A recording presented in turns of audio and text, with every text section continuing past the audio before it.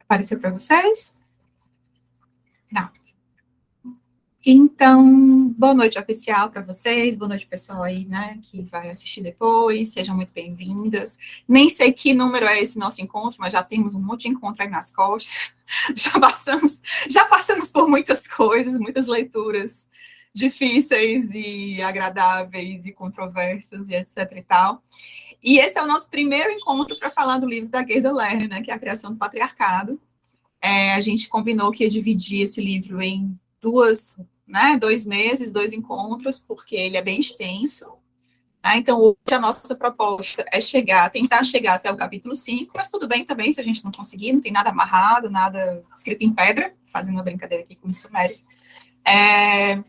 Mas a gente vai tentar, então, chegar até o capítulo 5 e no próximo encontro terminar o livro, tá? Que aí eu acho que desenrola com mais rapidez a segunda parte. A primeira, a gente vai falar aqui dos aspectos que levaram Gerda a escrever esse livro, iniciar esse projeto e tal, então talvez a gente se prenda um pouco mais nos conceitos e nos pormenores, né, da construção dessa obra, mas a segunda parte eu acho que flui mais rápido.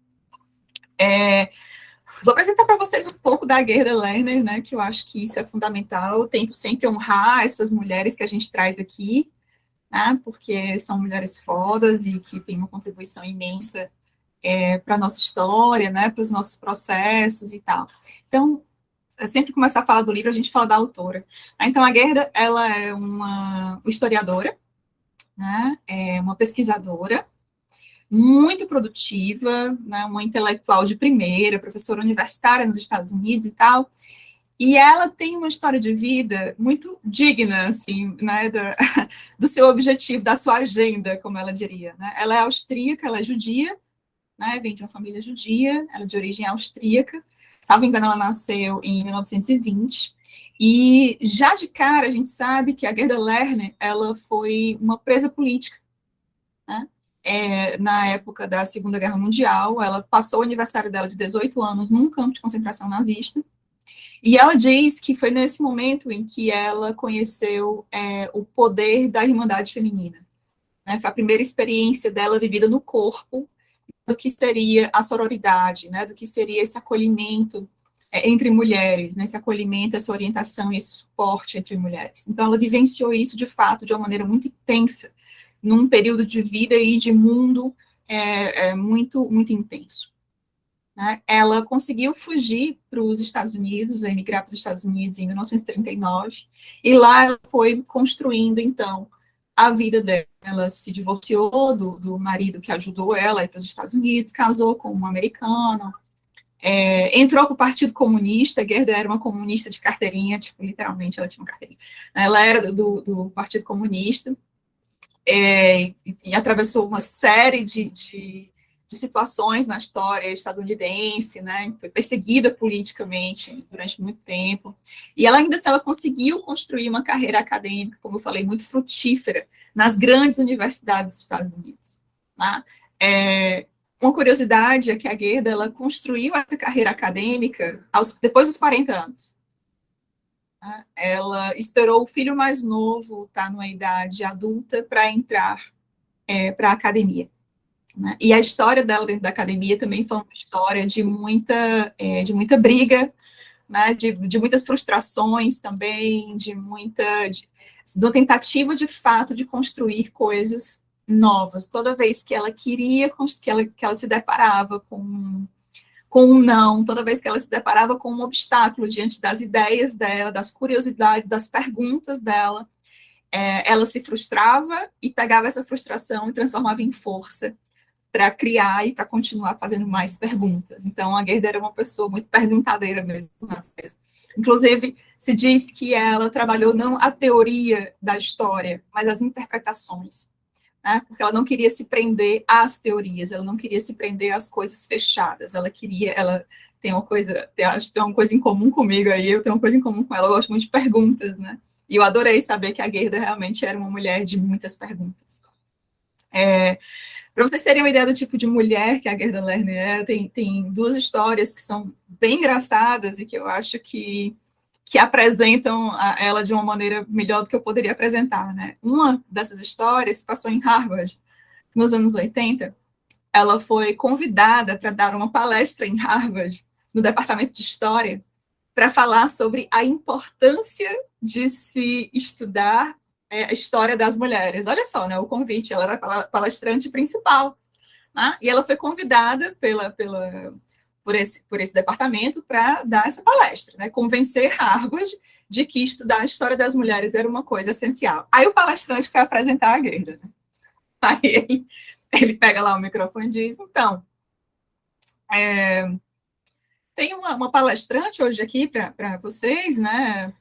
Acredito que essa palestrante, essa oradora, ela escreveu alguns livros, mas eu não li nenhum. Mas eu sei que ela tem 2 filhos. Então, essa foi a apresentação do representante do Departamento de História para a sua principal palestrante, tá? Quando ela foi falar sobre a importância de estudar a história das mulheres. Aí a Gerda levantou, foi lá, pegou o microfone, aí disse alguma coisa assim, tá? Paráfrase. Bom, eu gostaria de informar a esse cavalheiro aqui que meu marido e eu temos 2 filhos. Eu escrevi 9 livros.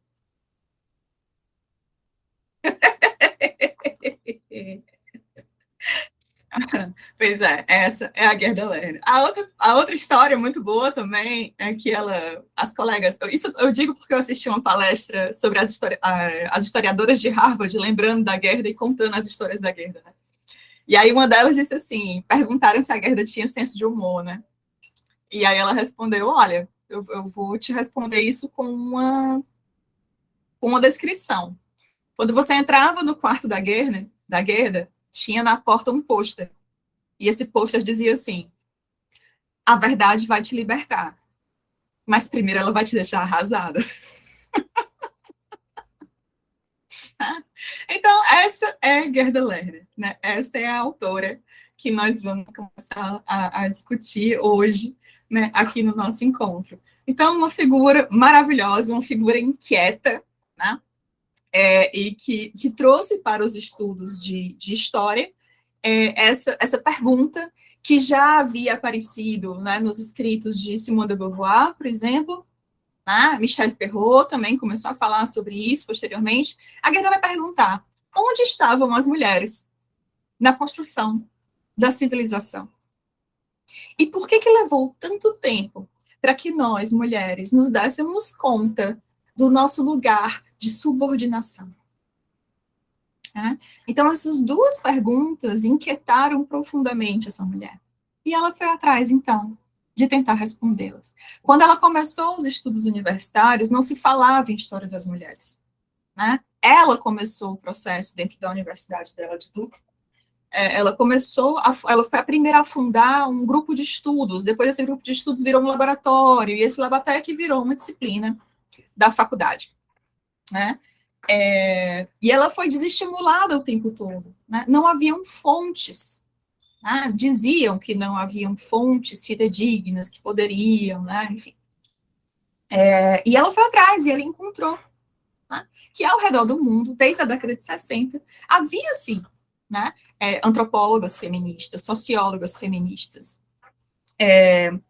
como é aquele povo? Arqueólogas feministas, né? Existia já um grande movimento de mulheres estudiosas e pesquisadoras que contestavam a visão androcêntrica, né, dos homens que dominavam até ali os saberes científicos, né, em todas as áreas, diga-se de passagem.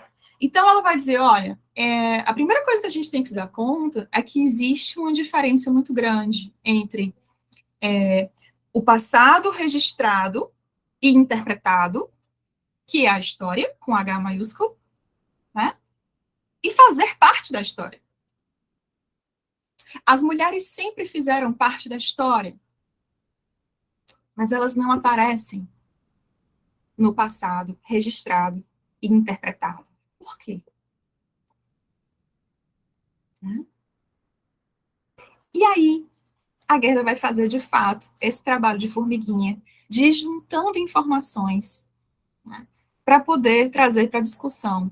Bom, não só as mulheres fizeram parte da construção da civilização, como a maneira como nós vivemos a civilização atualmente vem de um eco, né, dessa construção que começou lá atrás. Então, não é um passado que ficou, é um processo histórico que reverbera até a contemporaneidade.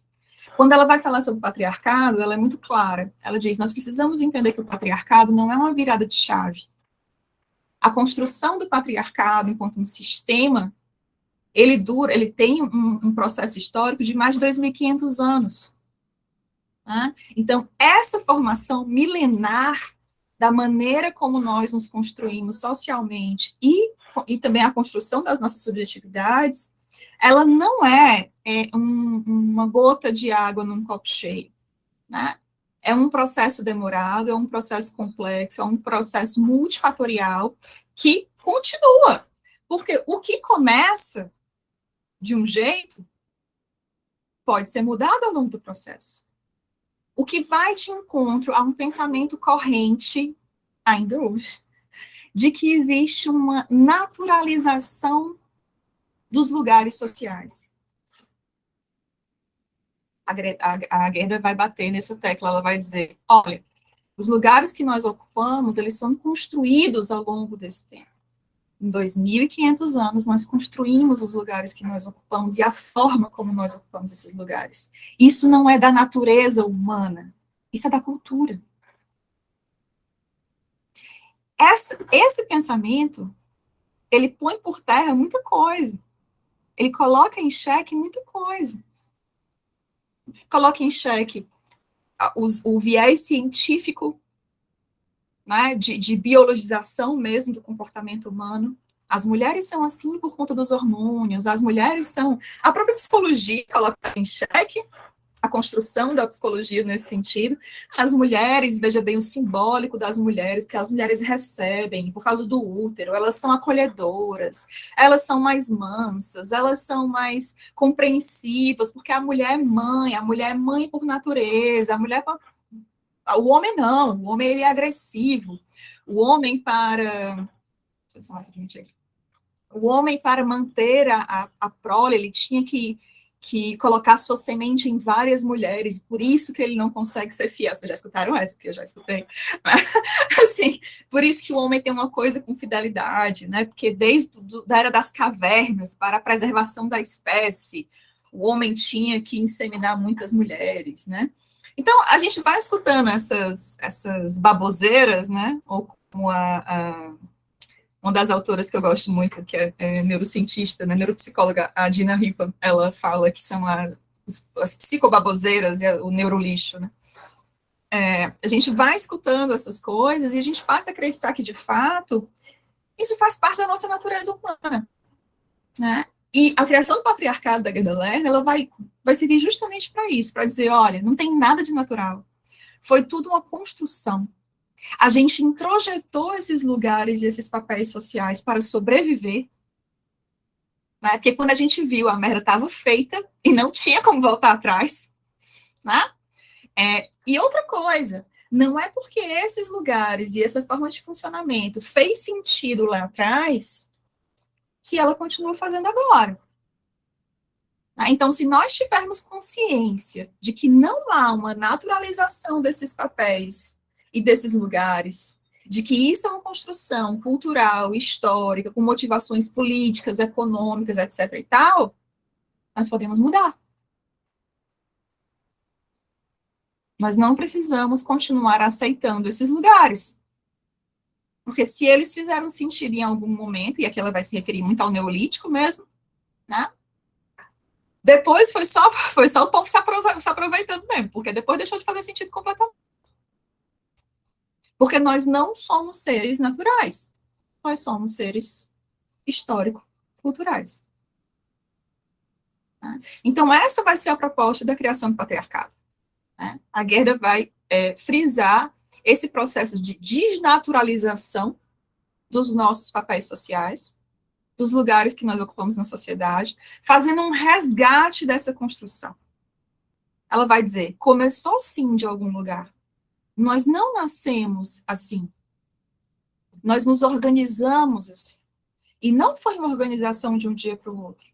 Foi uma organização que durou milhares de anos. Aliás, que dura milhares de anos. Oi, Raquel.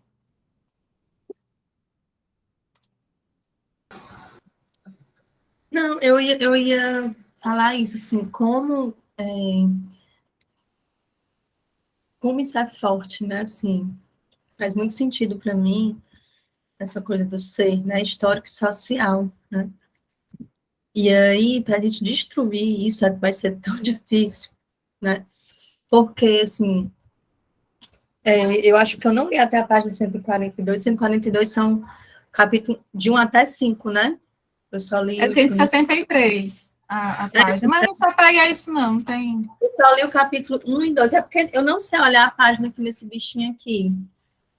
O 160 é o capítulo 5, é? Até o capítulo 5. Então, vamos lá, assim, eu fico imaginando, né, na era, na pré-história, neolítico, paleolítico, eu acho que essa a questão da criação do patriarcado, né, que traz o título do livro, né, teve muito forte nessa questão de subjugar, né, de nos dominar. Então, acho que a partir do momento, ela coloca muitos momentos aqui, pelo menos na minha leitura, que se tinha, né, se teve alguns momentos, papéis bem definidos, né, mas mesmo que a mulher fosse a dona da casa, ficasse em casa para caçar, esses papéis eram definidos, mas eles não eram, em algumas civilizações, né, em alguns momentos da história, do Neolítico, Paleolítico, eles não eram não eram subjugados, assim, não tinha uma dominação da mulher. Eu acho que essa questão da dominação começou a vir, né, na minha leitura, quando se desenvolveu mais a agricultura, a propriedade privada, né, começaram a ter a questão das terras, das posses, né, e aí não podia dar a sua mulher, né, para outras pessoas, né, eles não podiam fecundar outras mulheres, também tem aquela coisa que vem toda a questão da monogamia, e depois na, na era medieval, né, a questão dos mitos do amor romântico, e depois na era cristã, a questão né, a gente foi estudar Santo Agostinho, como ele era, a gente chamou de machista, né, então assim, teve essa questão toda de subjugar. Mas o que mais me chamou muita atenção, né, eu acho que para mim, na minha leitura, foi o start, né, quando o homem começou a escravizar as mulheres, né, e aí a gente não deixa de se questionar, né, mas como é que isso aconteceu, né?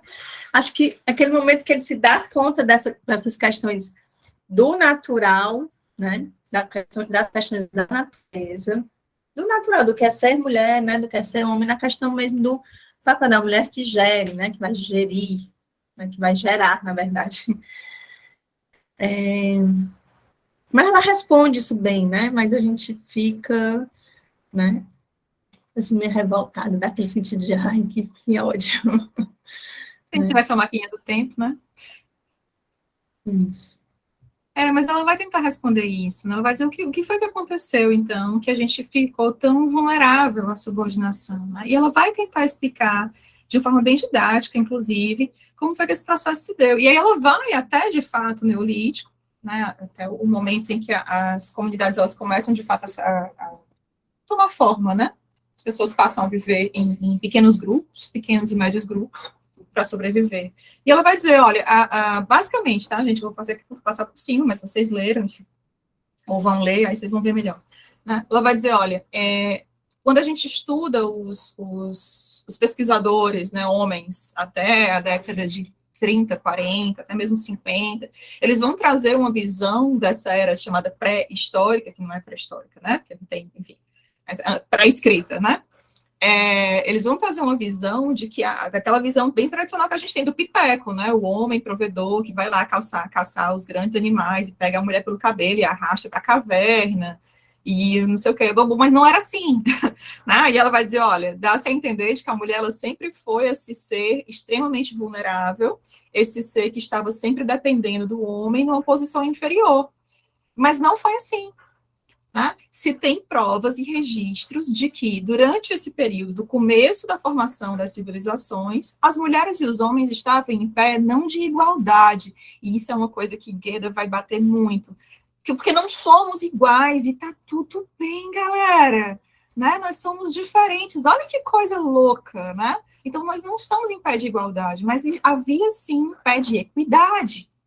O trabalho dos homens era um trabalho muito importante, de fato, né? Caçar os grandes animais, fazer destinos mais longos atrás de alimento, buscar água em lugares mais distantes, porque as mulheres, obviamente, diante do contexto, estavam em uma gravidez em cima de gravidez em cima de gravidez, porque de 20 vingavam 3, né?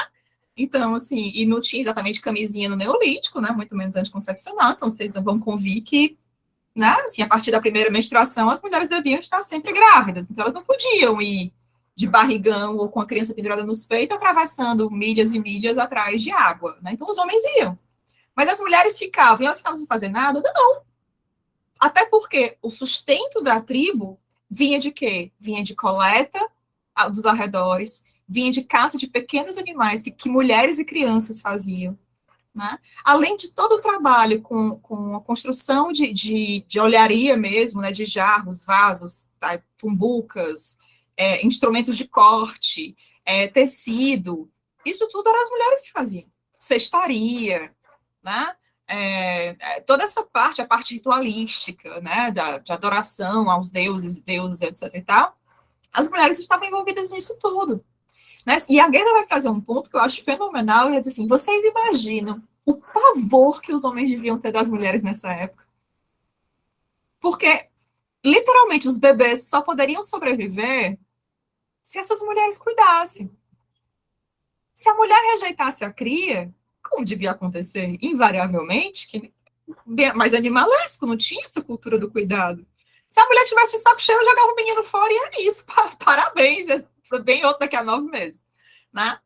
Então, a criança, o poder de vida e morte, quem era detentora disso era a mulher.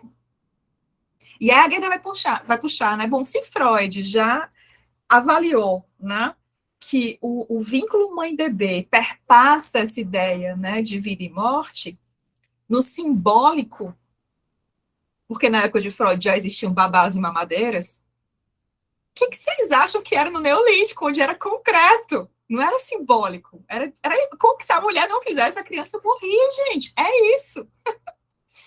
É isso. Não tinha não naquela época. Né? Assim, e o que mais tinha era fera atrás de comer os bebês, porque ciclo da vida, as coisas.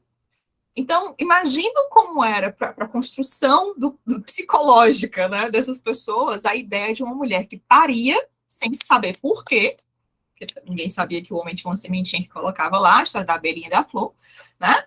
Então, não se tinha esse conhecimento, então a mulher paria um ser humano do mais absoluto nada, né? E podia decidir sobre a vida e a morte dele. E aí ela vai dizer, não à toa, né, os primeiros movimentos religiosos tinham a figura de uma mulher, a tal da deusa mãe, né, com seus seios fartos, né, que é símbolo de fertilidade, de vida e de morte. Né? Então ela vai falar que nesse começo da civilização, como uma defesa psíquica também, os homens começaram a construir rituais de fortalecimento do ego.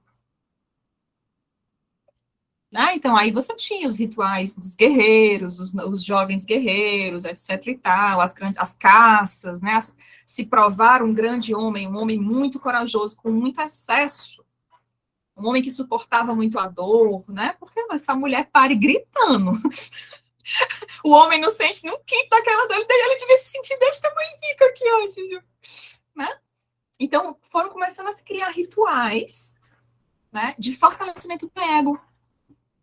E aí se começa a ter uma divisão sexual do trabalho e papéis mais bem estabelecidos. Mulheres no ambiente de criação de crianças, né, perpetuação da espécie, cozinha, criação de pequenos animais, né, a coleta de alimentos ali por perto, e o homem que vai construir as coisas lá, que vai atrás da água longe, que vai atrás dos bichos grandes, que vai guerrear, que vai fazer a defesa, que a mulher com um menino nos peitos não pode brigar com pessoas, então tem um homem lá para brigar por ela, né?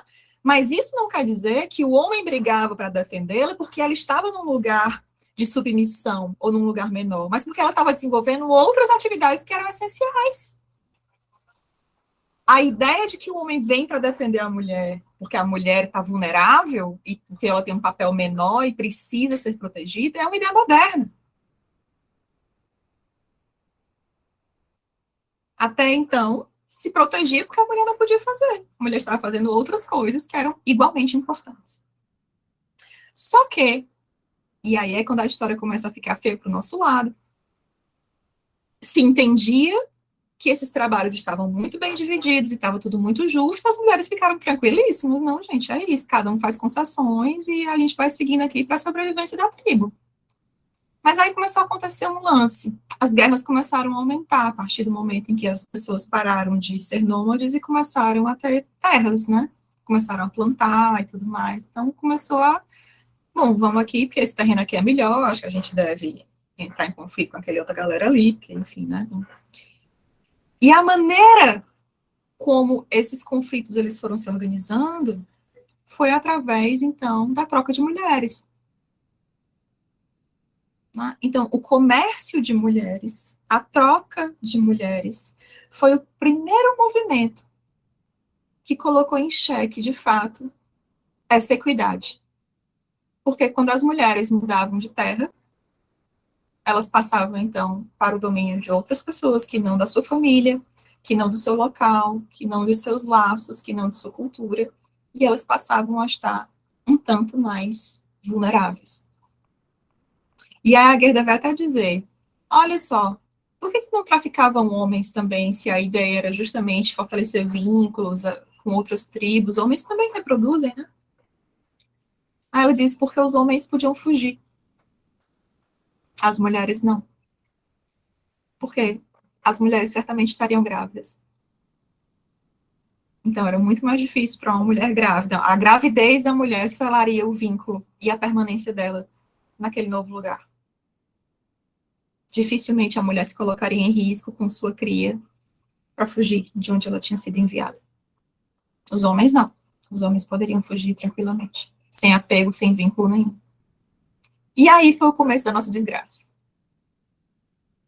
Então, o que eu acho que a Gerda sintetiza até aqui, até esse capítulo, depois ela vai falar de outros aspectos, mas até aqui ela vai dizer, olha, ela vai concordar, discordar da Simone de Beauvoir, porque Simone de Beauvoir no Segundo Sexo, inclusive, nós vamos começar um grupo para ler junto a Segundo Sexo, tá?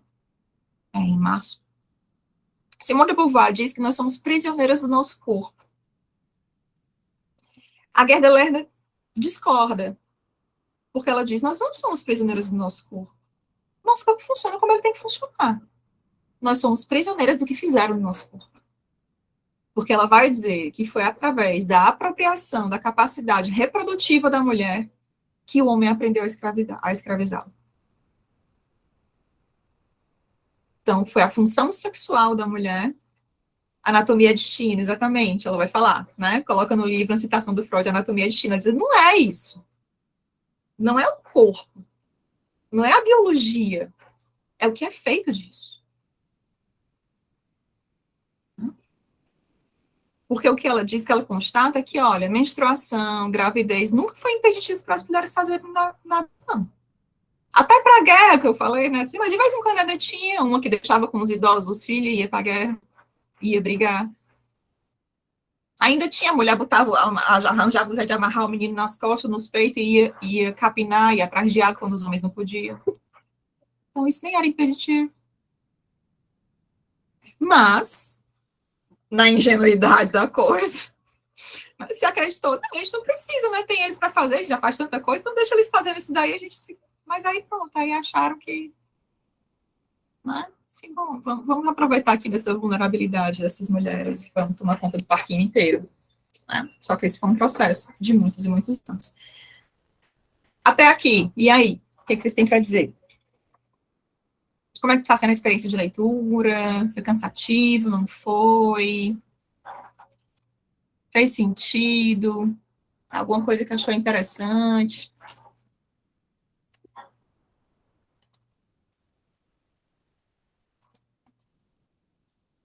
Eu falei alguma coisa que não fez sentido, porque às vezes eu faço umas leituras que é meio troncha, viu?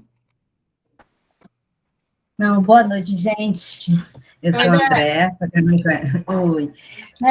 Eu li o livro, não terminei o quinto, ainda cheguei no quinto capítulo, mas não concluí. Acabei me arrastando, fins de voltar das férias, de trabalho, muita coisa acumulada, não deu. Mas uma das coisas que eu achei mais interessante, eu achei de uma honestidade muito, muito grande dela, ela falando a história do. Ela disse: não houve realmente, por mais que a gente queira, não houve um sistema matriarcal. Seria muito lindo, romântico e tal, terra das mulheres, etc., mas não existiu. Não, nada prova, nada comprova.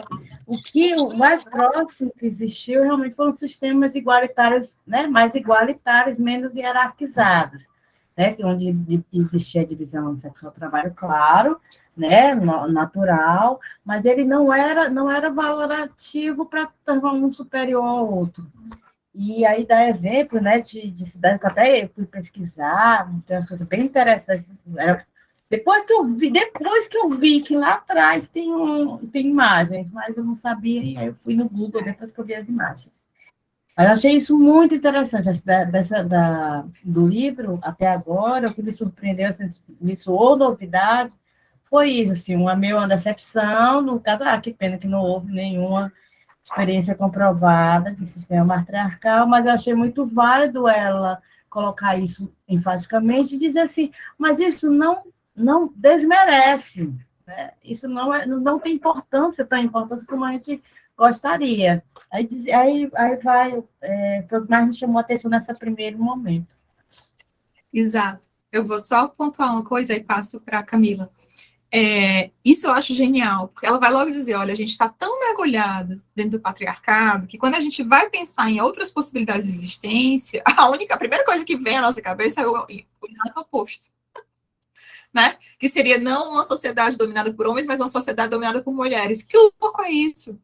É muito freiriano, né? Tipo assim, aquela coisa que a gente vive repetindo, né? Quando a educação não é libertadora, meu filho, o sonho do oprimido é se tornar um opressor. E muita gente tem essa ideia do movimento feminista como um movimento que preza essa superioridade, né? Assim, as pessoas têm um medo muito grande desse fantasma. Mas o que ela diz é isso, existem outras formas, gente, não precisa ser só um dominando o outro. E aí ela tem uma imagem, era isso que eu queria trazer para vocês, que eu acho muito bonita, né? E que sempre me faz pensar, quando eu olho para o movimento feminista, com as suas querelas infinitas sobre quem deve fazer parte do movimento, quem não deve, o que é feminismo, que eu não tenho a menor paciência para essas coisas, eu falei isso para vocês. Mas olha só que imagem bonita que ela traz no livro. Ela diz, imagina que a gente passou esse tempo todo olhando para a nossa história, olhando para o mundo com um olho só. Tá? Então tá aqui, a gente olha, mas é muito limitado, né? Sim, é muito limitado. Então, o que ela propõe não é tapar esse olho e destampar o outro. Não, agora vamos ver aqui com um olhar da história das mulheres, do feminismo. Bom, tá aqui, tudo bem, eu tô vendo outra coisa, mas continua limitado, continua. Né? Assim, a proposta é que a gente possa olhar com os dois olhos. E aí eu penso numa aranhazinha, né? Porque eu tô pensando em homem e mulher, mas se a gente fosse uma aranhazinha, tivesse 1 milhão de olhos, a gente ia ver o mundo muito mais legal, porque a gente ia ver o mundo por muitos pontos de vista. Então, olha que genial isso, né? Não é tapar um para abrir o outro, mas é olhar com o máximo de abrangência que a gente puder olhar. Isso sim é rico. Né? Isso sim pode levar a alguma coisa positiva em termos de desenvolvimento da nossa humanidade. Vai, Camila, tá contigo. Eu acho, só complementando essa discussão, que ela está muito presente no capítulo 1 do livro, né, que eu acho muito interessante essa distinção conceitual e histórica que ela faz entre o que é o matriarcal e o que é o matrilinear, né? Sociedade matrilinear não é a mesma coisa que uma sociedade matriarcal. Porque na matriarcal, as mulheres elas teriam poder de decisão. Acho que ela deixa muito clara essa distinção. Né? Então, sociedades matrilineares, em que as mulheres são respeitadas, enfim, existe uma outra lógica que é diferente de uma sociedade patriarcal, tem uma diferença. Mas, ainda assim, as mulheres elas não têm poder de decisão prioritário, digamos assim. Né? Então, aí não se caracterizaria como uma sociedade matriarcal. Então, acho muito interessante essas diferenças sutis que ela vai fazendo a partir desses dados históricos, né? Porque ela é muito bem fundamentada nesses registros históricos. Exato. E aí, só para quem não leu o livro, né, a diferença seria, então, que numa sociedade matrilinear, as heranças, a parte econômica e tudo mais, de domínio político também, ele parte sempre da família da mulher. Mas isso por quê? Porque se vive numa sociedade que ainda não entende o papel do homem na reprodução. A única maneira de garantir, né, assim, que não existe ainda também um alinhamento sexual, né, a única forma de garantir que os filhos são daquela família é porque vieram daquela mulher. Então, por exemplo, uma herança, né, não vai para o filho desse casal, vai para os irmãos da mulher, né? Algo assim, né? A pessoa sai da casa, ela não vai morar na casa do pai, ela vai morar na casa da mãe da mulher, tá? Porque se tem a linhagem muito bem estabelecida, né? Se sabe exatamente quem é filho, porque pai você pode ter vários, meu amor, mas mãe você só pode ter uma mesmo. Então, assim, para garantir que essa herança está fazendo parte da família, vamos olhar para a mãe, porque para o pai a gente não sabe, né? Vai ficar faltando, vamos ficar devendo essa informação aí. Então é só isso, né? A matriarcado seria o poder, seria o contrário do patriarcado, uma sociedade dominada por mulheres, inclusive em situação de oprimir homens, né? De ter homens como um lugar de submissão, né? E a matrilinearidade seria apenas isso. Como não se sabe quem é o pai, então toda a nossa parte política econômica é centrada na linhagem materna. Não que as mulheres tenham algum poder sobre isso, elas não têm. É só mesmo a garantia de que essas pessoas são da mesma família. Oi, Fernanda. Em relação até, inclusive, essa questão, né, do homem utilizar a mulher como se ela fosse um produto, né, que vem da questão que ela cita no primeiro capítulo, da monogamia. Como isso incentivou o homem a pensar que a mulher é um produto. É um produto que pode ser comercializado, porque ela vai servir só para levar os genes dele adiante e utilizar a propriedade privada que está no nome dele, aquela propriedade ali, para os herdeiros dele. Então, a mulher é só uma ferramenta para que os herdeiros dele sejam donos daquela propriedade privada. Eu achei isso, assim, uma parte do primeiro capítulo que ficou marcado, porque, assim, a leitura, ela é muito carregada, ela tem muita informação, e aí eu sempre vou marcando as partes que eu acho mais interessantes para lembrar e ficar lendo depois. Então, para mim, essa foi uma parte que, assim, me fez olhar diferente para como ela estava construindo toda a história até chegar no segundo capítulo, né? Aí você vê, né, que de fato a gente está falando de propriedade privada. O que a Gerda vai pontuar, que eu acho fenomenal, que a Silvia Federici vai falar também um tanto sobre isso, lá no Caliban e a Bruxa, mas a Gerda vem para pontuar isso assim, com muita veemência, né? É que, ao contrário do que os pesquisadores diziam, inclusive aquela história, né, de que a derrocada da mulher foi a propriedade privada e tudo mais. Bom, a primeira experiência de propriedade privada foi do corpo feminino. Né? Assim, foi a apropriação do trabalho, não é da mulher, veja, não é da mulher em si. Primeiro, não é da mulher em si. É do trabalho das mulheres como reprodutoras. Essa é a primeira apropriação. A Silvia vai falar, a Federici vai falar sobre a acumulação primitiva, né? Ela vai fazer um puxadinho na teoria de Marx, né, falando sobre a acumulação primitiva, ela vai dizer, olha, tá tudo bem, acumulação primitiva de terras comunais, não sei das quantas, mas antes disso, né, assim, antes das terras comunais, houve uma outra apropriação, e essa apropriação foi dos corpos das mulheres, e a Gerda vai dizer, antes mesmo do corpo concreto da mulher, foi-se apropriada da capacidade reprodutiva das mulheres. E aí, é a partir daí, de fato, que é quando a mulher se vê. E aí ela diz, né, em determinado momento, onde essas coisas eram consensuais, né, assim, as mulheres tinham um trabalho, os homens tinham um trabalho, estava tudo de boinha. Aí ela diz, em determinado momento, quando as mulheres perceberam, né, quando elas poderiam perceber o buraco para onde elas estavam indo, já era tarde demais para voltar. E aí, ao longo dos capítulos, ela vai dizer por que era tarde demais para voltar. Que aí ela vai falar de uma série de movimentos que foram se estabelecendo de alienação dessas mulheres, né? De estigmatização e de alienação dessas mulheres, que vai desde a alienação do próprio corpo, né, dos próprios direitos reprodutivos, a alienação de lugares políticos, de trabalhos a serem executados, né? A própria construção das classes sociais, né, vai ter um papel, quem são as mulheres da nobreza, quem são as mulheres servas, quem são as escravas, né, isso vai também contribuir com a construção desses papéis de gênero, né, que é os capítulos subsequentes, ela vai discorrer sobre isso, né, mas a primeira virada é essa, né, quando o homem, ele se apropria da capacidade de reprodução da mulher.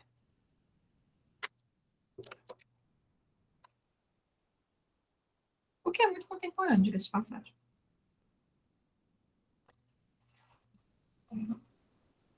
Vou dar um exemplo. Vocês estão calados, eu vou falar que eu gosto de falar. Tem dois casos, né, que eu acho que exemplificam muito como isso... Ela vai falar posteriormente do estupro como uma grande arma, né, a grande arma do homem para manter essa mulher submissa.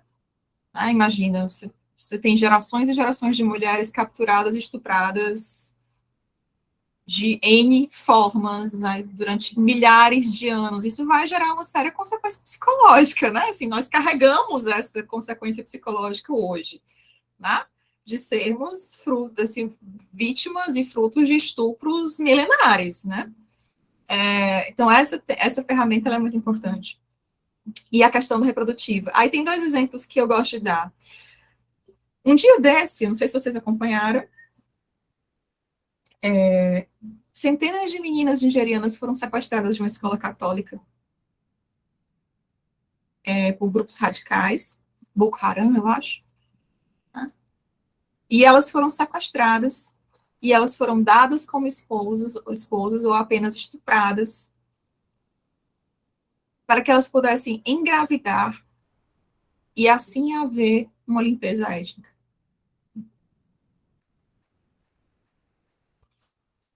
E eu não estou falando da Era do Bronze. Na década de 90, vocês devem lembrar, se vocês tiverem mais ou menos a minha idade, houve uma guerra muito intensa e que, enfim, movimentou muito politicamente o mundo inteiro,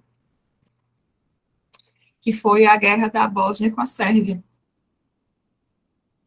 Acho que foi em 90, estou abrindo aqui o Google, porque eu sou meio ruim de data, mas, salvo engano, foi de 92 a 95. Tá? E haviam campos de concentração onde as mulheres, salvo engano, as mulheres da Bósnia, enfim, elas eram sequestradas e mantidas em cativeiro pelos inimigos, e eram uma espécie de chocadeira. Essas mulheres eram mantidas em galpões e elas eram estupradas pelos soldados sistematicamente até que elas engravidassem. E assim haveria também uma limpeza étnica.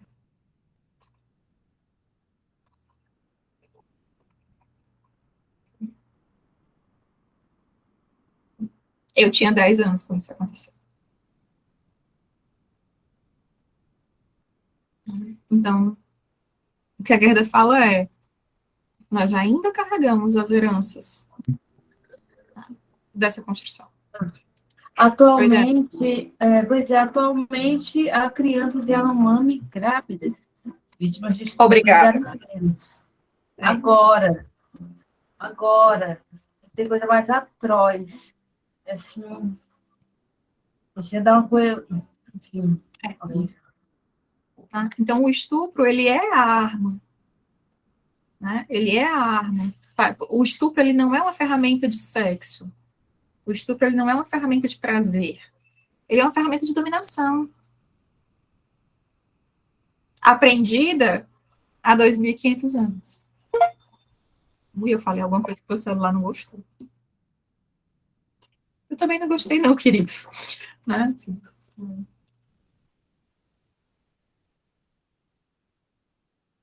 que mais? Boa noite, bom ano, bom século.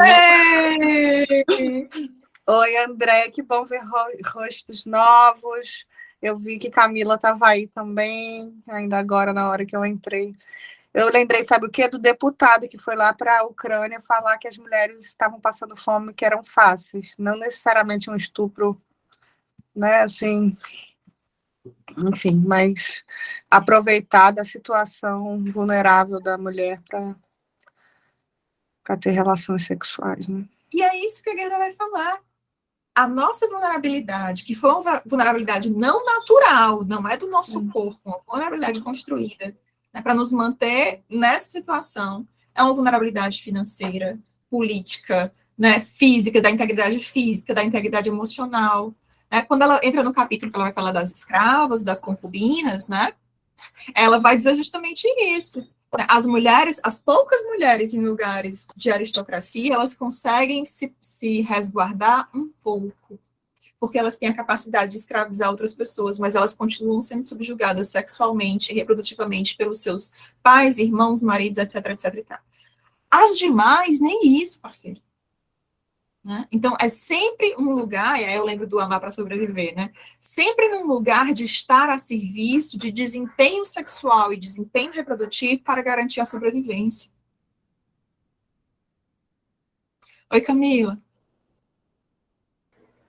Dentro dessa discussão sobre estupro, né, como uma ferramenta de dominação, quando eu li, enfim, a Gerda Helena falando disso, eu me lembrei muito do que a Angela Davis fala no Mulheres, Raça e Classe, quando ela vai falar das mulheres vietnamitas, né, na época da Guerra do Vietnã, que elas eram as primeiras a serem atingidas, estupradas e violadas como uma ferramenta mesmo de dominação naquele período. Se era para dominar os territórios, então se dominava também os corpos dessas mulheres.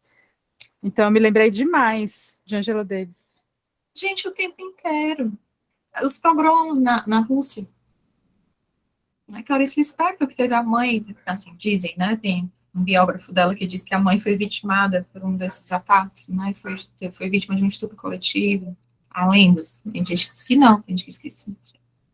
Então, assim, isso está o tempo inteiro. É o tempo inteiro, é a primeiro movimento, matar os homens, estuprar as mulheres e crianças. Matar os homens, estuprar as mulheres e crianças. Essa é a ferramenta. E aí é o que a Gerda vai dizer. O homem aprendeu que a sua honra está no seu poder militar e na sua capacidade de dominar mulheres. Gente, é o que a gente vê. Olha o simbólico. Eu assisto Big Brother. Gente, é um experimento social. Porque você diz, cara, isso é um livro da Gerda. Olha ali, igualzinho que a menina Abel Hooks falou. Gente, é impressionante. O homem que precisa ter muitas parceiras, ou dizer que tem muitas parceiras, né, para conseguir se sentir um macho ativo. A Zanella vai falar do dispositivo de eficácia, né? Assim, o homem que faz as suas compensações sexuais com bens de consumo, ou através da violência. O homem que precisa violentar a mulher, seja de uma forma concreta, seja através das sutilezas que são chanceladas pelo sistema, para conseguir se sentir homem. Como a Virginia Woolf falou muito sabiamente, né, de que nós somos espelhos que refletem os homens de uma maneira muito maior do que eles são. Eles precisam de nós, para que a gente continue refletindo eles com essa grandeza, tá? Que eles precisam achar que têm. Oi, Regiane. Rejane! Oi, gente, boa noite. Boa noite. Para quem não me conhece, deixa eu mostrar aqui minha carinha. Espera ainda. Que saudade! Olha Boa aí, deu as noite, como vai? caras! Pois então, tudo bom, gente? Boa noite, é um prazer estar aqui com vocês. Não consegui ler o livro todo, li as primeiras páginas, mas é um livro realmente profundo e que todos nós precisamos ter contato com esse tipo de conteúdo, né? Mas aí eu lembrei, na fala de vocês aí, eu lembrei de agora há pouco, há umas 2 semanas, uma mãe saiu de casa com a roupa do corpo, sem levar nada com a filha. Vocês viram, né? Porque a filha estava sendo abusada pelo parceiro dela, né? Então, quer dizer, está havendo uma reação das mulheres hoje, né? Enquanto que umas calam, fazem de conta que isso não está acontecendo, ainda são muitas, ainda é óbvio, mas a gente está vendo que está tendo exemplo de outras que estão agindo de uma forma diferente, né, para conter esse absurdo. Então, assim, a gente precisa também ter esse olhar de esperança, né? Não é esperança, não é esperança, uma esperança parada, mas uma esperança dinâmica, né? É o esperançar. Então, assim, eu acho que esses movimentos que nós estamos desenvolvendo hoje, que vamos continuar desenvolvendo, vão trazer esse tipo de comportamento, né? Vão estimular esse tipo de comportamento das mulheres, de não se calar, de não achar que está tudo bem, que é assim mesmo, e que, independente de seu companheiro, que elas tenham uma certa dependência emocional, elas se rebelarem, né? Se rebelarem, porque muitas vezes esse fechar de olhos, esse silenciar, é muito motivado pela dependência emocional do homem, né? E também por essa visão de achar que é normal, que é assim mesmo, que o homem é assim mesmo, né? É muito doloroso eu dizer isso para vocês. Mas a minha mãe foi vítima de estupro do marido da filha mais velha dela, da minha irmã mais velha. E ela era viúva, né? Muito, muito jovem, ela ficou. Eu sou a última, né? Era a última, até saber que esse estupro deu um fruto. Então, o que é que acontece? A minha irmã mais velha pressionou a minha mãe de tal forma que era como se a minha mãe tivesse tido a culpa. A minha mãe carregou a culpa esse tempo todo, achando que realmente era ela que podia ter dado algum indício, né? E a minha mãe, próximo de morrer, que ela faleceu agora em julho. Oh, meu bem. Queria te dar um abraço.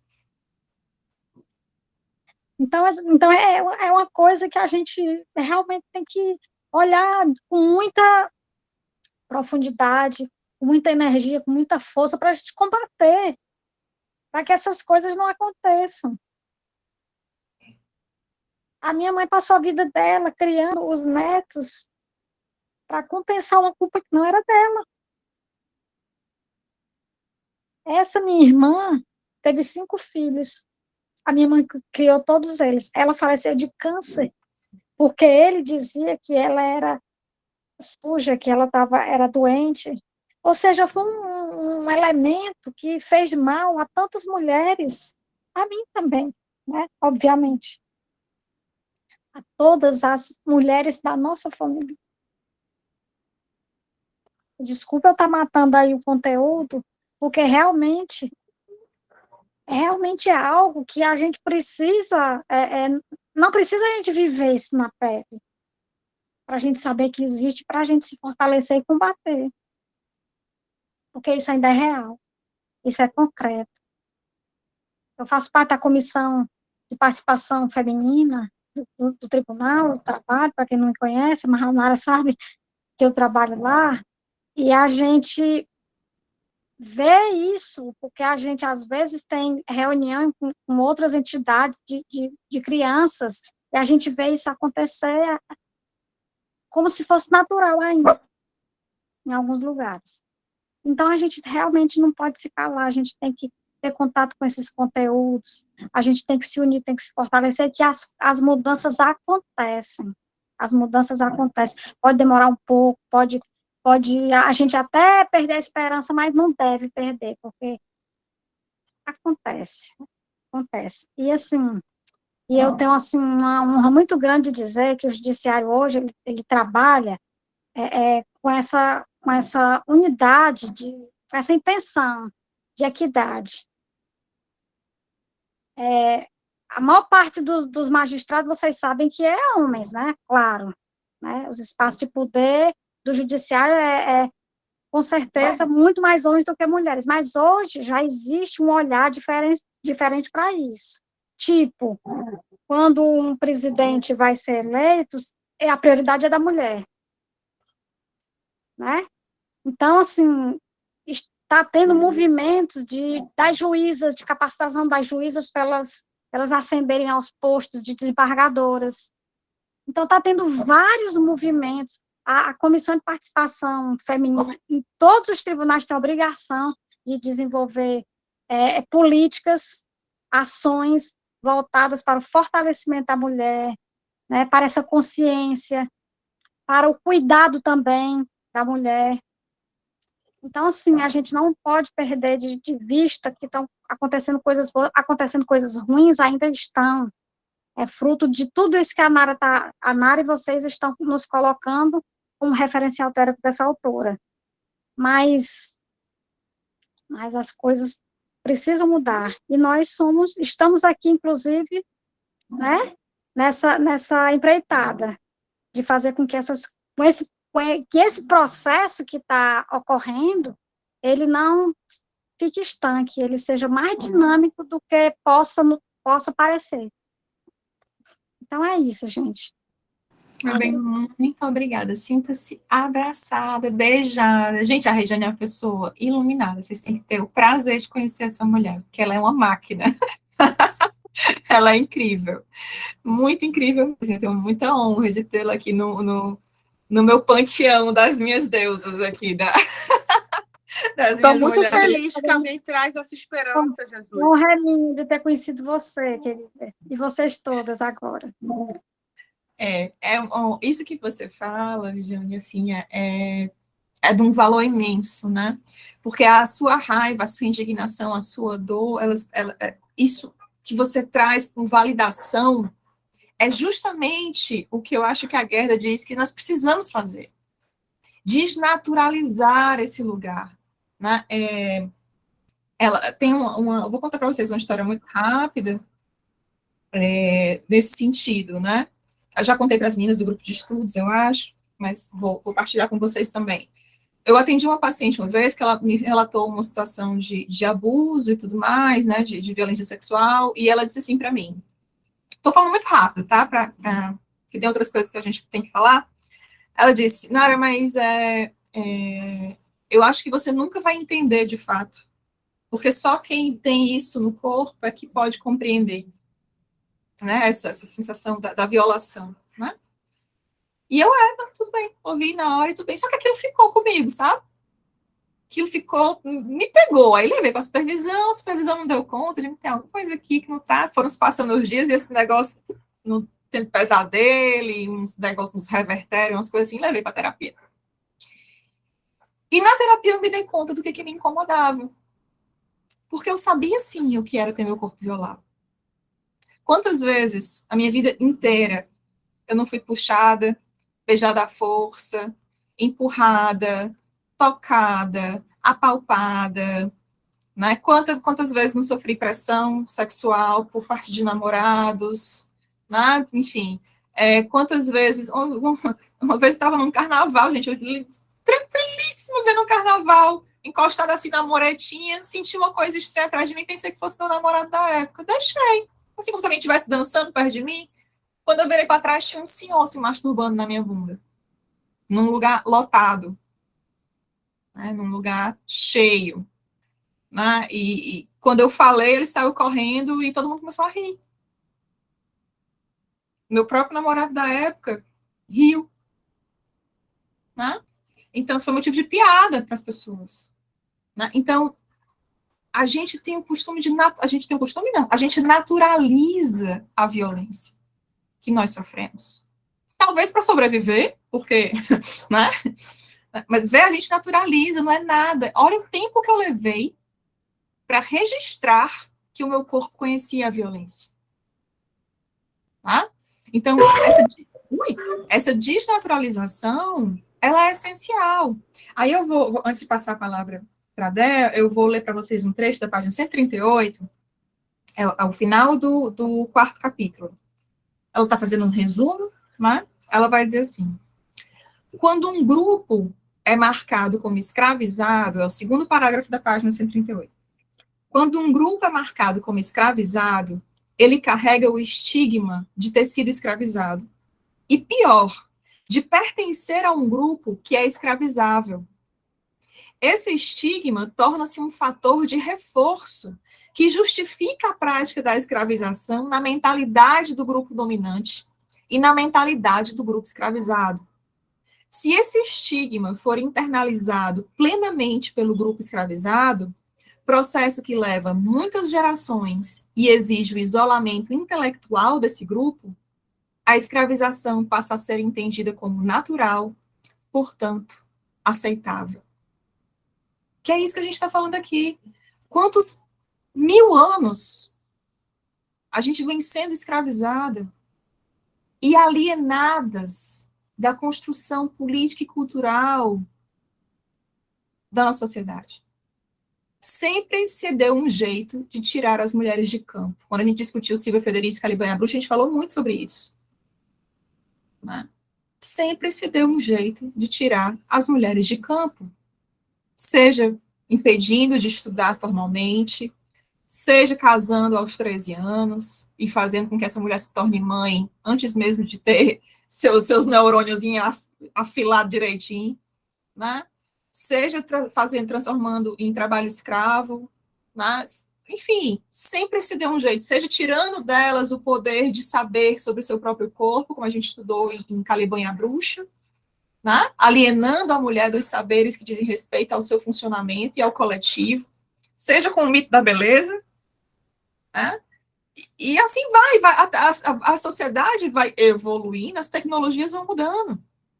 Seja com o mito do amor romântico, seja com o mito da maternidade, sempre se deu um jeito de manter as mulheres à margem. Justamente para que esse introjeto do lugar de escravização esteja cada vez mais aprofundado e não seja rompido. Então, o que a Gerda diz? Para a gente romper, a gente precisa saber como é que isso se dá. E por isso também nos foi escondido durante tanto tempo.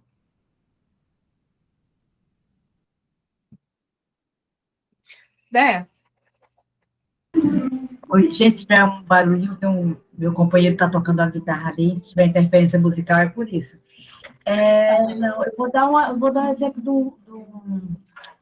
de um filme, eu até falo, Camila viu, sábado passado, o último clube lá da Sublime, eu citei, que se chama Nunca, Raramente, Às Vezes e Sempre, que tem muito a ver com isso. Esse filme, que é um filme francês, fala da história de duas adolescentes, né, que vão até Paris para fazer um aborto legal, né? Legal enfim, dentro de toda uma situação, a rede de apoio, enfim, super consequente, cuidadoso, enfim, com a mulher, né, que vai fazer. E aí, eu não assisti o filme inteiro, não consegui assistir justamente porque chegou um determinado momento no filme que ela vai, para poder começar o procedimento, ela é entrevistada por um assistente social. E a assistente social faz uma série de perguntas para ela, que aí é aquela parte assim, opa, isso não é legal? Tipo assim, você já se sentiu desconfortável com o seu namorado? Você já se sentiu intimidado? Já fez sexo sem querer fazer sexo? Você alguém já tocou em você sem você permitir?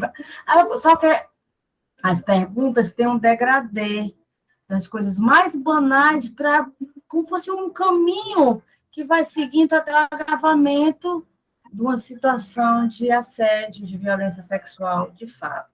Mas são essas pequenas e sutis violências sexuais, né? Violências de gênero.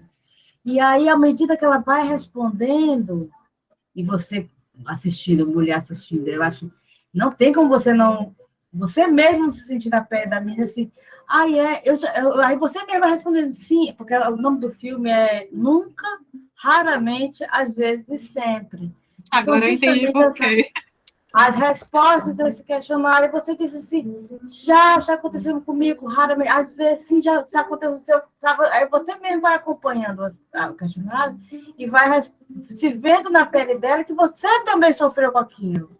E você não sabia que aquilo era violência, sabe? Pelo contrário, muitas vezes a gente acha que isso é um elogio, ou é uma coisa, olha, Nato, você tem que fazer, ficar igual, devia gostar, porque você é desejada, né? E quando, não, aquilo não é um elogio, aquilo não é um galanteio, aquilo é uma violência, e que a gente foi, pelo contrário, a gente foi o que a Gerda fala, né?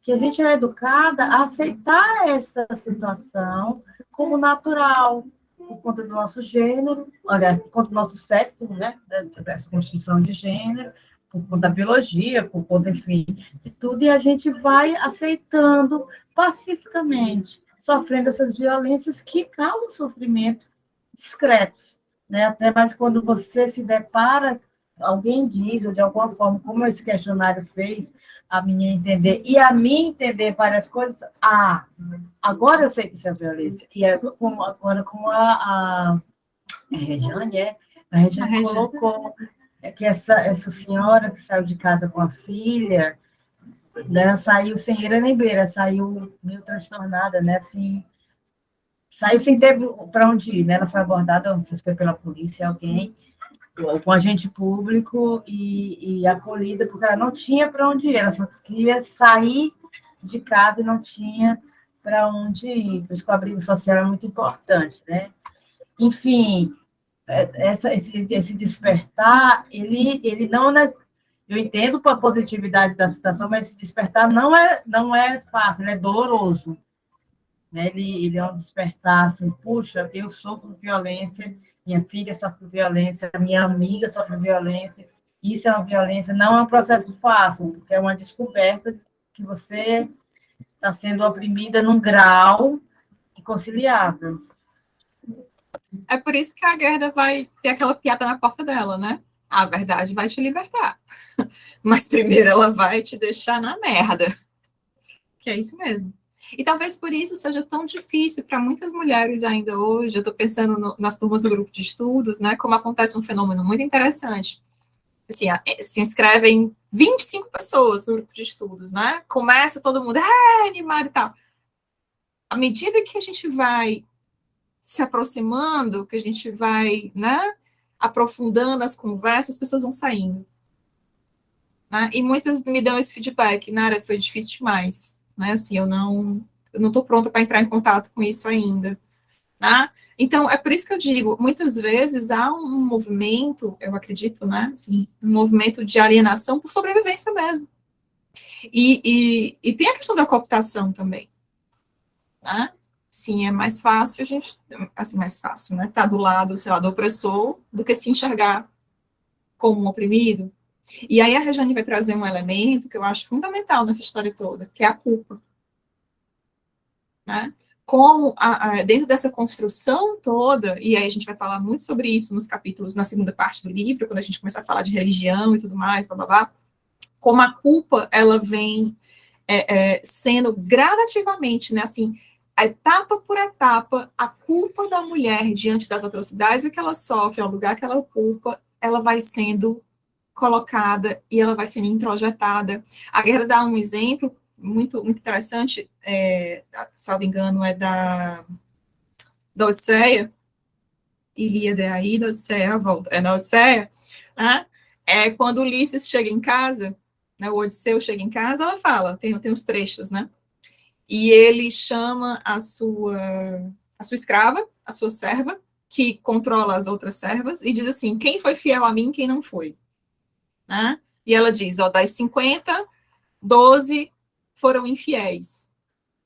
E aí ele traz essas 12 faz com que elas limpem todo, tinha um monte de corpo, um monte de sangue e tal, faz com que elas limpem tudo, e depois que elas terminam de limpar, ele chama o filho dele, o Telêmaco, e manda que ele as mate. E ele diz, eu não vou matar essas mulheres usando a espada, porque elas são sujas.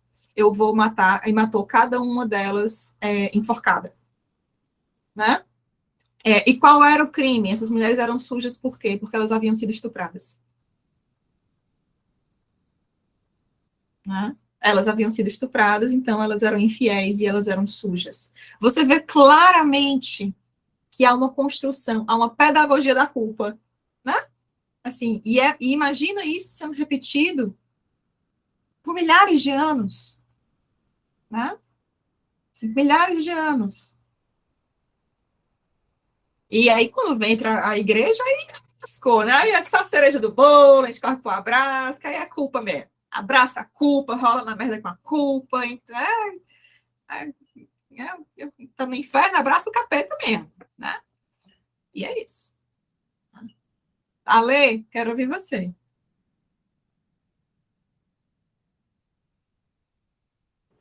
Oi, minhas queridas, saudades. Saudade também. A Nara terminou aí falando da igreja, né? Aí a Eva, né, até hoje nos apontando assim, olha, a culpa de ter comido a maçã é toda sua, né? É isso. E a gente vai ver. Nara, só me lembra até onde foi o livro, porque como eu já tinha lido, né? E aí, para não chegar até. Eu acho que foi até que página? Até 163, até o capítulo 5. Mas nem todo mundo leu o capítulo 5, então a gente está trabalhando aqui até o 4. Essa coisa da religião, né? A guerra vai lá na frente, né? Acho que vai ser mais para frente que ela vai puxar o fio dessa meada aí, da questão da religião, da monogamia, né, do monoteísmo, né, que ela vai trazer isso como algo determinante.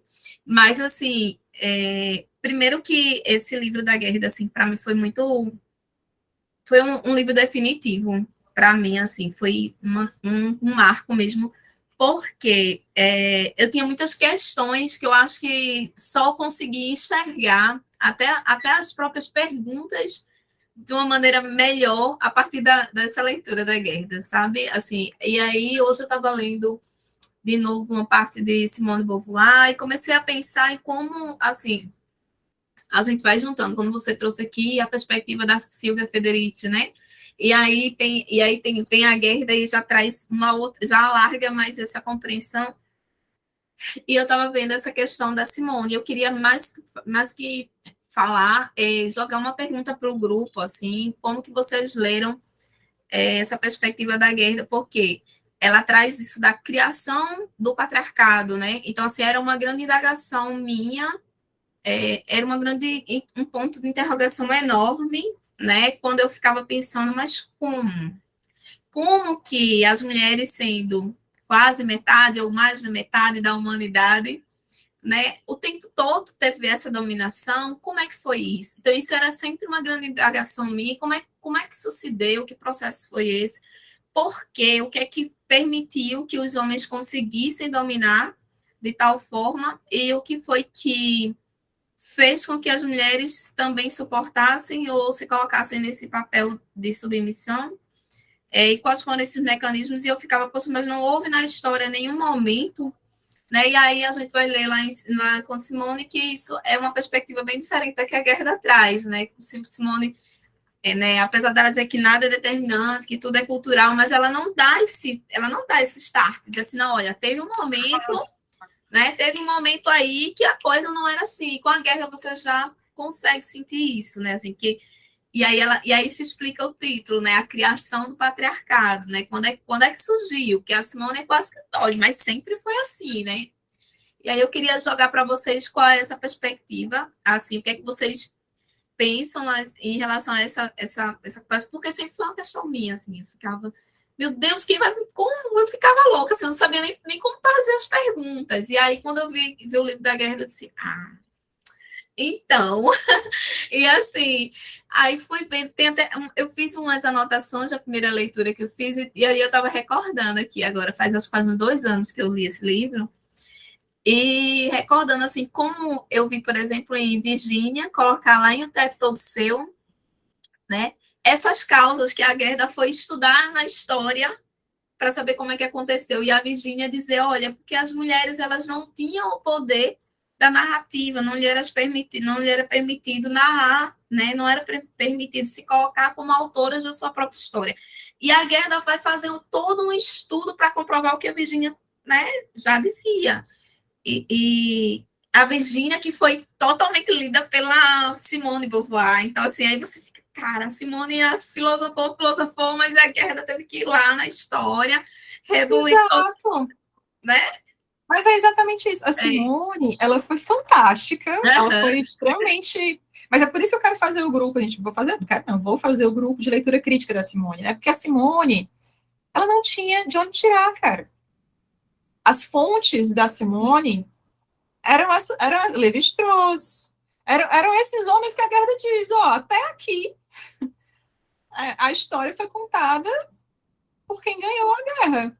A Simone é filósofa, ela não é historiadora, né? Exatamente. Então, assim, ela vai usar as fontes que ela tem. Ela vai falar de psicanálise, ela vai falar de Freud. Tanto é que ela começa o livro justamente com esse apoio, né? Ela começa a dizer o que é que os filósofos, quem tinha a narrativa, né? O que eles falavam, e aí isso, quando eu li isso hoje, eu disse, cara, aí assim, você lê a Gerda, lê a Simone, volta, isso dá um start, assim. Mas é justamente essa a provocação. Ler Simone eu acho que é essencial, mas hoje a gente tem que ler Simone e fazer os cotejos, né? Fazer, exatamente, né? Sabendo que ela estava amparada por saberes machistas, misóginos. Era o que ela tinha, era a fonte que ela tinha, ela não tinha outra. Só se foi falar de história das mulheres a partir dos anos 60, e de uma forma muito incipiente.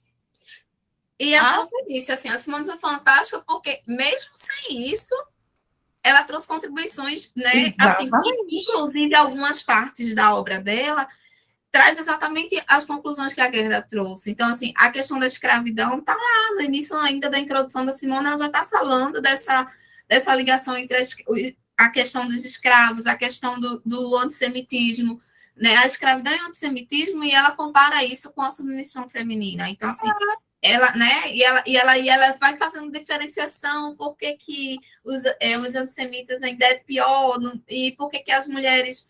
porque os antissemitas eles tinham que ser eliminados, e ela vai fazendo essas né, diferenciações entre as opressões, e aí, mas eu tinha lido a Simone, e aí quando eu fui ler a Gerda, eu disse, cara, como é importante a história, porque é esse ponto, assim, não tinha narrativa, e aí é um dos pontos que a Gerda vai tocar, que ela vai falar, claro, ela faz um recorte, né, da questão de tempo e que é a história ocidental, mas que em todos esses lugares ela vai mostrar que todas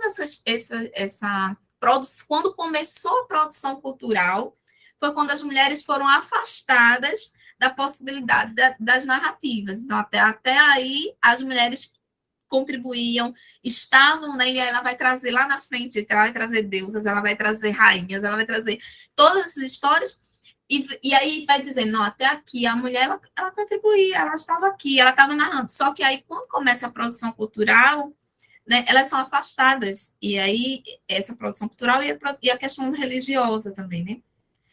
E aí, assim, foi para mim, agora que eu entendi tudo, né? Agora tô conformada, assim, tipo, não foi sempre, cara, até porque, assim, é tão bom a gente saber isso, porque, assim, olha, tem um instrumento aí, né? E tem um instrumento do qual nós estamos e podemos ainda mais nos apoderar para igualar e equilibrar essa balança, né? Quando a gente pensa que não foi sempre assim, a gente pode, é como se sempre foi assim, não tem como mudar, cara, né? Exatamente. Mas a gente tem os instrumentos que ela vai pontuando aí, que é você tomar parte dessa narrativa, é você se apropriar, né, como autor da história, da política, participar desses espaços de política, de poder, e foi isso, assim, da Gerda, foi muito incrível para mim. E essa questão de entender muito bem a ligação entre esses diferentes tipos de opressão. Quando a gente fala muito, já estudando antes do feminismo, a gente tem a importância de pensar classe, raça, e a misoginia e o machismo, e você pensar, isso sempre era uma temática nos debates feministas, mas para mim caiu a ficha quando a Gerda fez bem essa comparação e dizer que os homens aprenderam a dominar, aprenderam a escravizar dominando, aprenderam essa dominação sobre as mulheres escravizando outros povos. Então, quando ela diz isso, aí eu consegui plenamente entender a necessidade de fazer essa intersecção desses tipos de opressão diferenciadas aí. E a Virginia dizia isso, né? Também já dizia isso, e a Simone já dizia isso. Eu achei isso muito bacana, de pensar essas várias. A literatura, né? Com a visão da Virginia na literatura, ela já enxergava isso, a Simone na filosofia já enxergando isso, e a Gerda foi lá e comprovando na história. Mais uma coisa para a gente pensar quanto essas mulheres foram potentes, né? Às vezes até com tão poucas ferramentas. Exatamente. Já diria a Sojourner Truth, né? Se uma mulher foi forte o suficiente para virar o mundo de cabeça para baixo, imagina um monte de mulher junto, né? Que elas não são capazes de fazer. E é isso mesmo. Né? Acho muito importante a gente ter essa noção de que talvez esse seja o grande objetivo da Gerda. A Gerda, ela tem uma colocação que me emociona muito. Quando perguntavam para ela o que ela queria, como é que ela queria que a obra dela fosse lembrada, ela dizia que não queria ser lembrada como uma teórica. Ela queria que fosse lembrada como alguém que trabalhou teoria, mas que viveu na pele, que viveu na carne, o que ela estudava. Né? Enfim, que fazia parte da trajetória dela no mundo, né, enquanto mulher. E eu acho isso fantástico, porque é isso, né? Esse é o grande lance, é entender qual é o nosso lugar no mundo, né?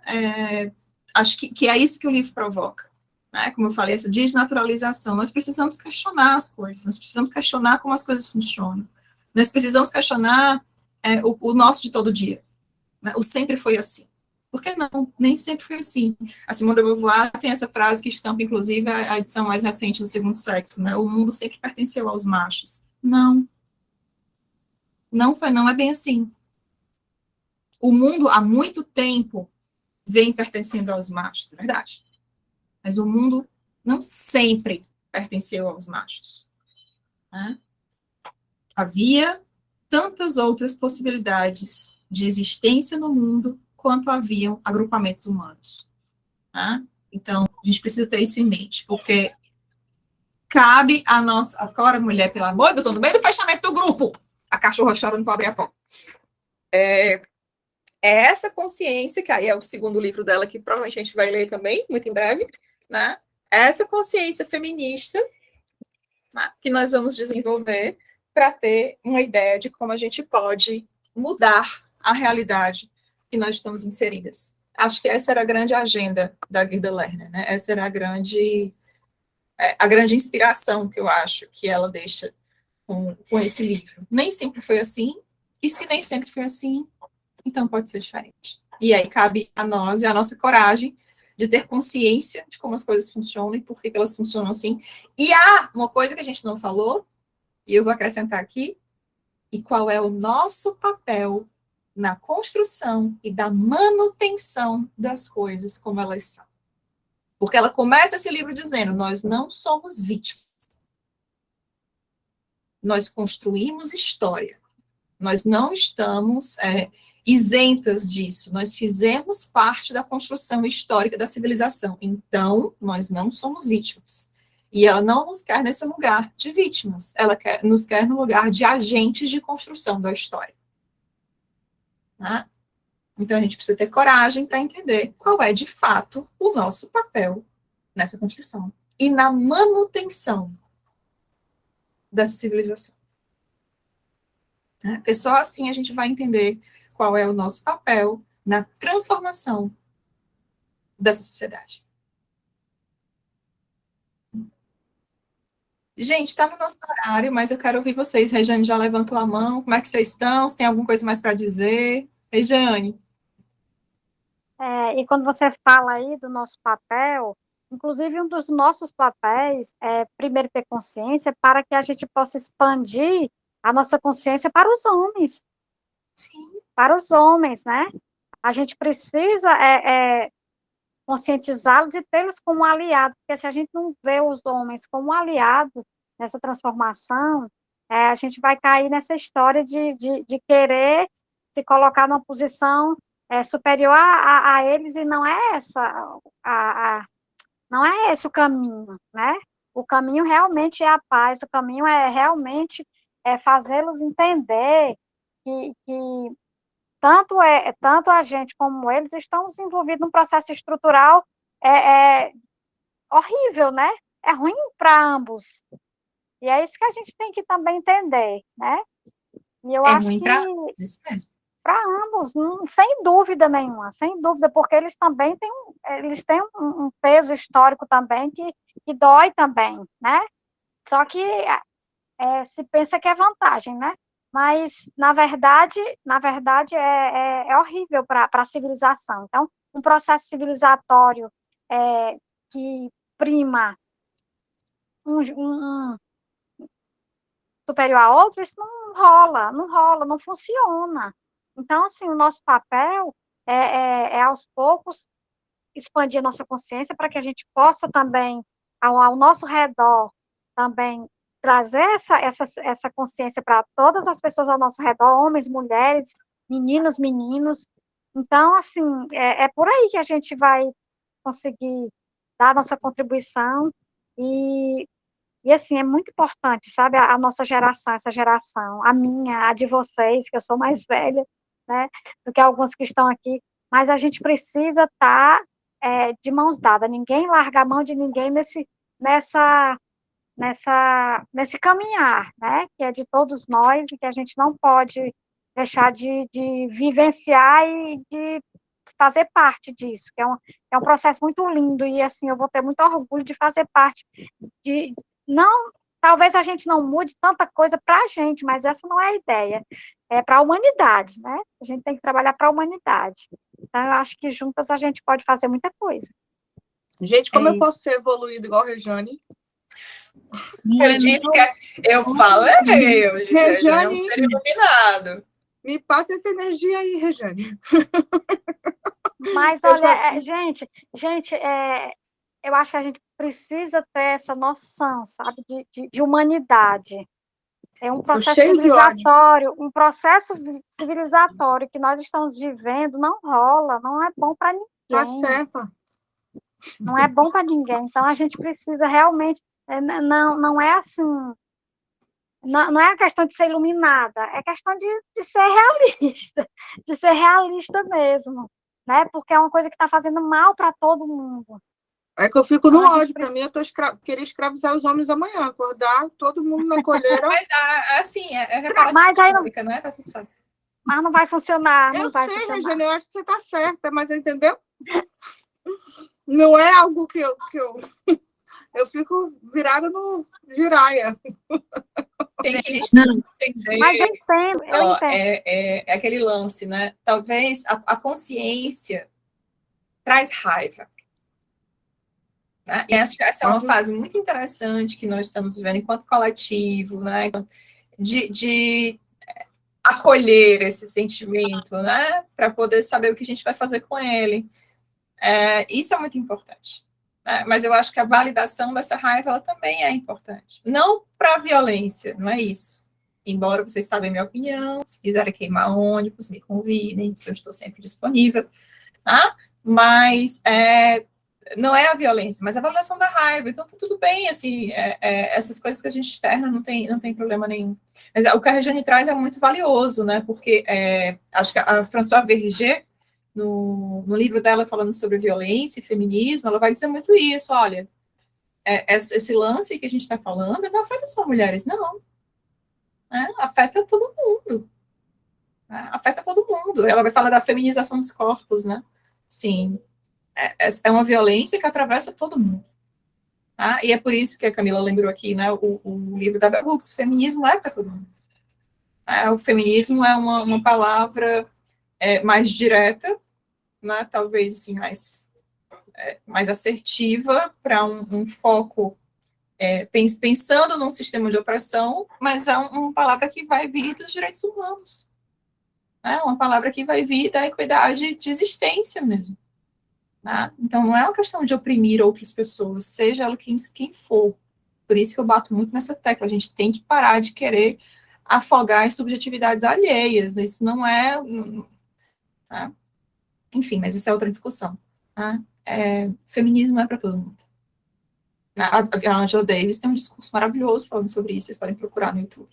Vai dizer, gente, um feminismo que não pensa nos povos originários, um feminismo que não pensa nas mulheres trans negras, um feminismo que não pensa na situação climática, serve para quê? Serve para quê mesmo, que eu não estou entendendo. Tá?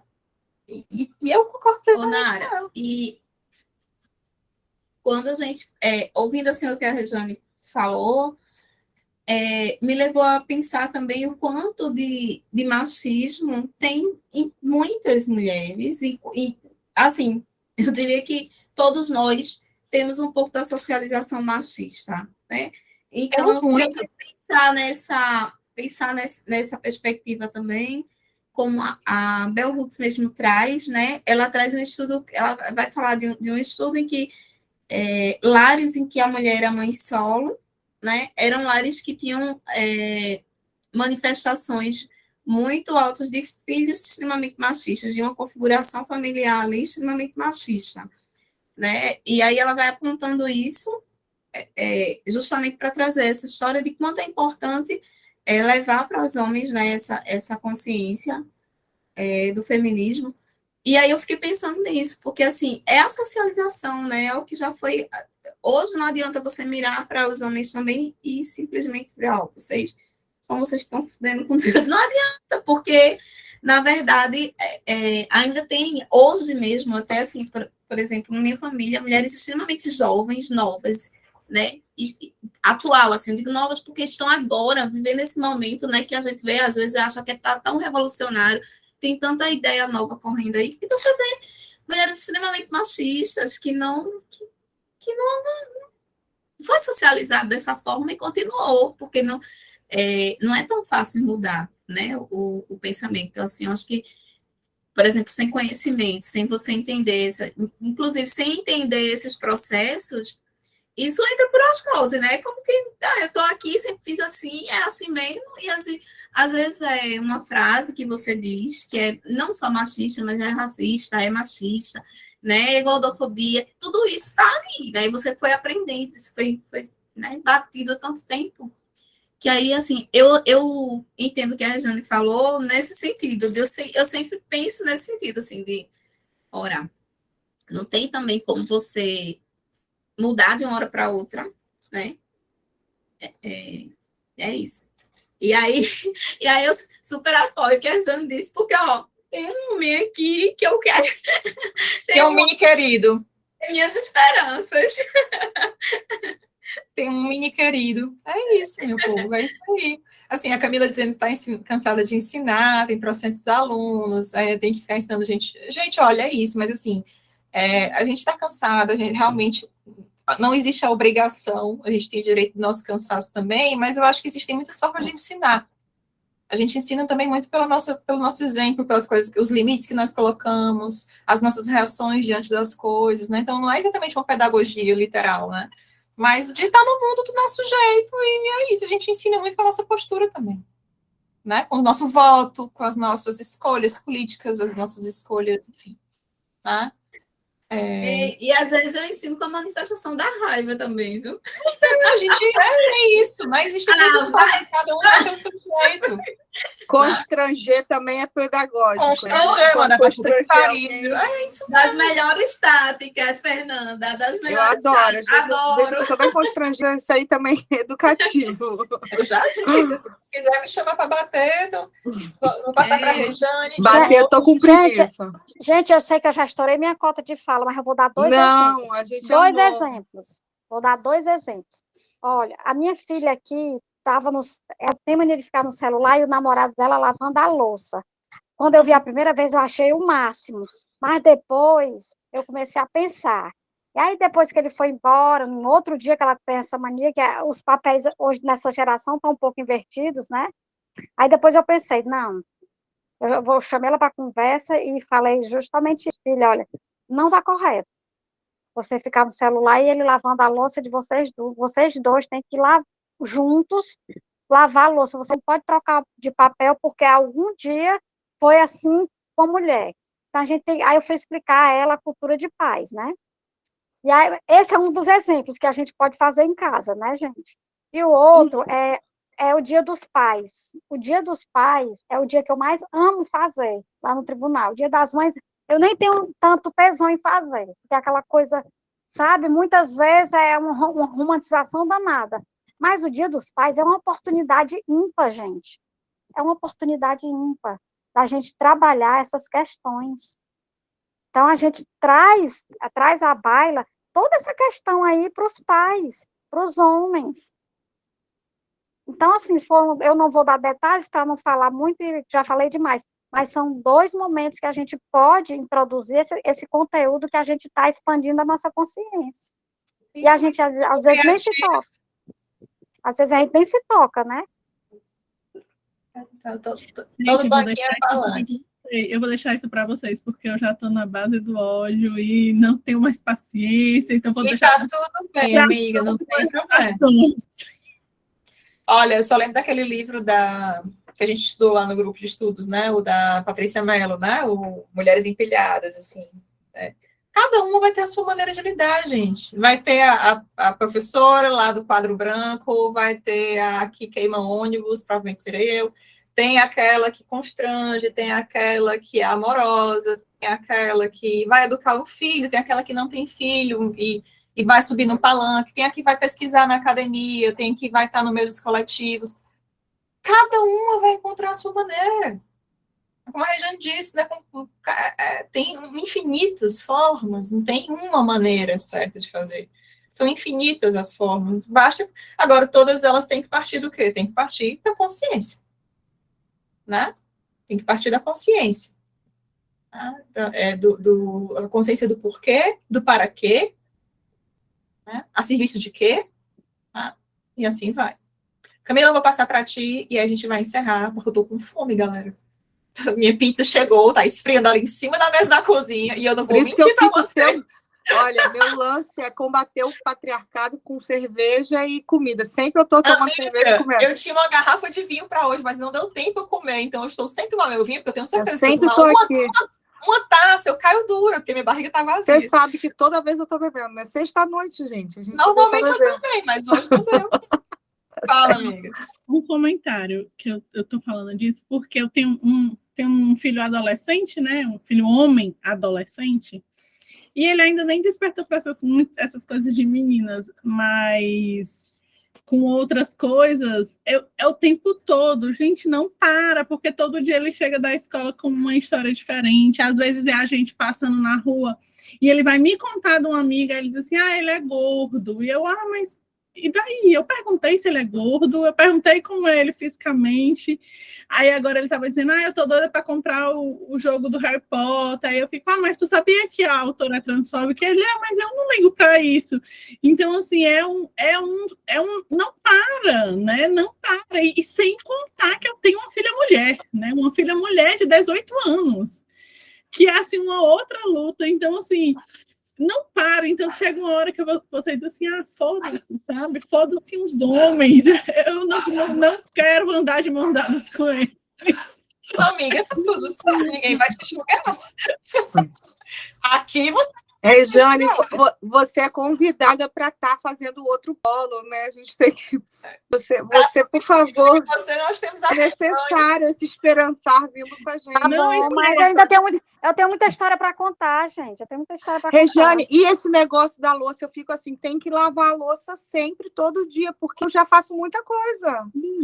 Então eu fico. Não, mas assim funciona. A gente tem uma responsabilidade muito grande com as novas gerações. Então a gente não pode estar passando coisas assim para as nossas gerações que pode prejudicar o processo civilizatório humano, equitativo. É muita responsabilidade espiritual, inclusive, da nossa parte, fazer isso. Ai, meu Deus. Minha filha, a minha responsabilidade eu vou cumprir minha responsabilidade com a minha pizza, porque eu estou Vai com lá. fome.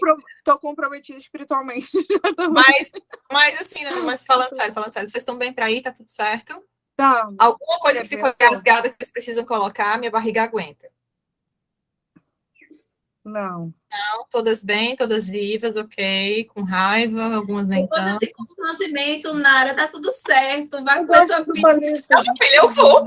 Vamos só tirar nossa foto. Ai, quanto tempo que eu não participo disso. Ai, vou aparecer com queijo coalho. Camila, tu tira. Tira. Ou tu tá naquele computador que não tira. Se bem que agora eu acho que eu aprendi a tirar também. Não, O André me Deixa sabe. aparecer o livro de um lado e o queijo coalho de outro. Peraí. Deixa eu juntar aqui as mãos e.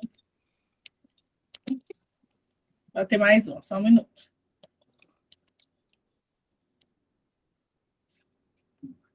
Vai. Pronto. Deus te A minha mãe já abençoe. ajuda. Não, gente, desculpa, eu tô só cansada. Passei o dia batendo perna. Valeu, Nara. Muito Obrigada, feliz viu, mais de uma vez. revê-las, de vê-las e revê-las. Muito feliz. Próximo gente. encontro, segunda parte, hein? Manda a data para vocês depois, tá certo? Quando Tá, o dia ainda não tem marcado, não, né?